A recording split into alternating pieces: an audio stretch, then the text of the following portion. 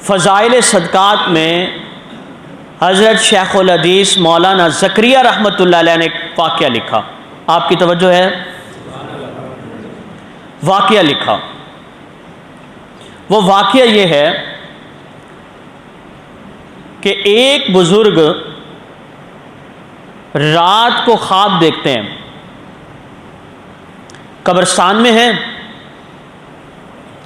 कब्रें फटी और उनमें से मुर्दे मैयत जो हैं वो बाहर निकले, सारे निकल के कब्रों से बैठ गए। अब आसमान ऊपर से जैसे मोती होते हैं चमकते हुए, इस तरह की चीजें ऊपर से गिर रही हैं और ये जो कब्रों से लोग निकले हैं ये सारे उसे जमा कर रहे हैं। और एक बूढ़े मियाँ वो वहाँ जहाँ बैठे थे वो आराम से इत्मीनान से बैठे हैं, वो जमा नहीं कर रहे। हज़रत शेखुल हदीस रहमतुल्लाह फरमाते हैं कि अब ये जो ख्वाब देखने वाले बुजुर्ग हैं ये कंफ्यूज हैं। एक सवाल तो वो ये सोच रहे हैं कि ये जो ऊपर से गिर रहा है ये क्या है और लोग इसे जमा क्यों कर रहे हैं। और दूसरा सवाल यह है कि बूढ़े मियाँ भी तो इन्हीं के साथ ही अभी कब्र से निकले थे, ये क्यों नहीं जमा कर रहे।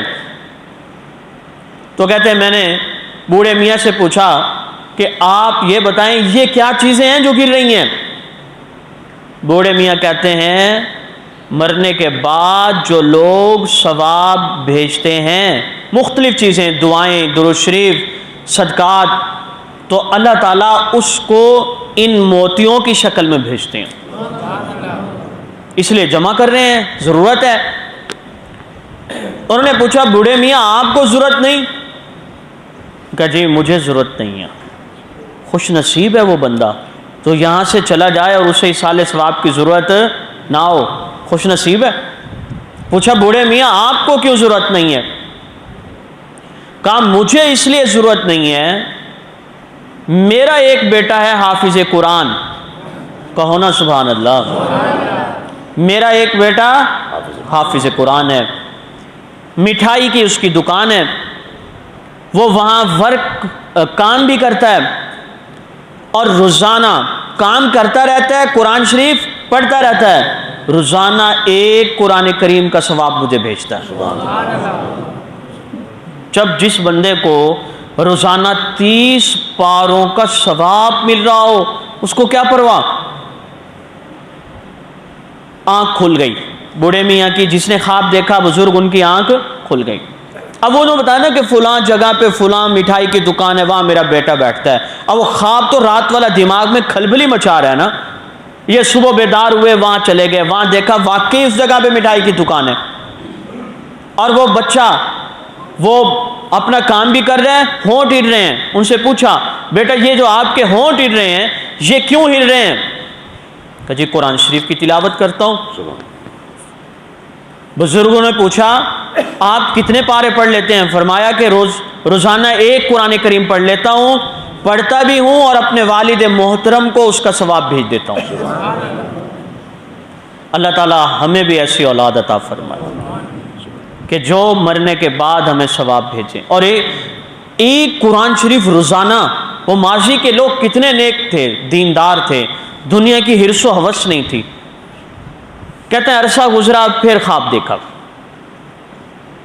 अब जो ख्वाब देखा, अब सूरत हाल क्या है? अब वही कब्रें फटी, वही लोग निकले, वही चीज़ें उसी तरह की गिर रही हैं, लोग वैसे ही जमा कर रहे हैं। और अब वो बूढ़े मियाँ जो पहले बैठ गए थे अब वो भी जमा कर रहे हैं।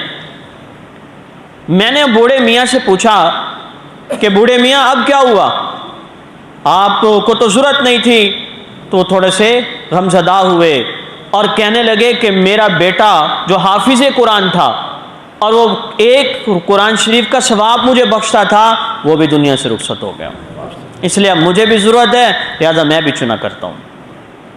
इसी तरह हज़रत शेखुल हदीस मौलाना ज़करिया रहमतुल्लाह अलैह लिखते हैं कि एक शख्स ने ख्वाब में देखा, एक नौजवान है और बाकी सारे जो लोग हैं वो खुश हैं, लेकिन एक नौजवान, ये कब्रों से जब निकले, एक नौजवान गमज़दा है, पुराने कपड़े, परेशान कुन है। कहते हैं उनसे पूछा आपको क्या हुआ? ये लोग तो खुश हैं बाकी। कहने लगे इनके पीछे सवाब आता है, वो रसा सवाब भेजते ही रहते हैं, कोई ना कोई जमा करते रहते हैं। मेरी एक वालदा है, उसकी इस तरफ तवज्जो ही नहीं है, उसकी तवज्जो नहीं है, इशाले सवाब करती नहीं है, इसलिए मैं यहाँ पे, मुझे बहुत ज़्यादा शदीद ज़रूरत है इसकी।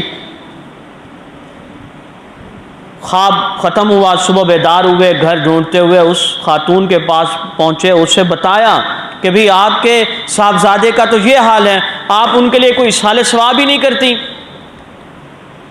तो वो रो पड़ी कि वाकई मैं गुमराह हो चुकी हूँ, सिरात मुस्तकीम से हट चुकी हूँ, मैं अपने बेटे को फरामोश कर चुकी हूँ, लिहाजा अब से मैं ये काम शुरू करूँगी। चुनांचे उसने इसाले सवाब शुरू किया, फिर ख्वाब देखा, अब वही नौजवान है, अब उसके कपड़े भी अच्छे हैं, तरोताज़ा है। अब पूछा क्या हुआ? कहने लगे अब मेरी वालदा ने इसाले सवाब शुरू कर दिया है, इसलिए अब मैं मुतमईन हूँ। तो आप सल्लल्लाहु अलैहि वसल्लम ने फरमाया मरने के बाद मस्जिद को कितनी चीज़ों का सवाब पहुँचता है?